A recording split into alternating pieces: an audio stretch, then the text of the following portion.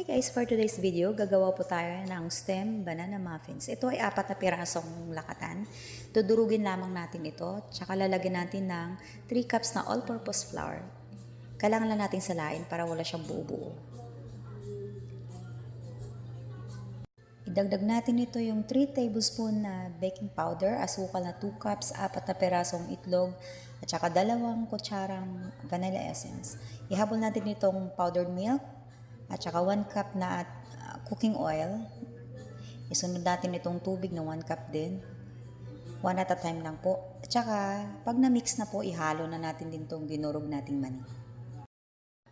Ilalagay ko na ito sa ating molder. Ito ay po to medium size. Ito ay yung dinurog din nating chocolate. Ilalagay lang nating toppings.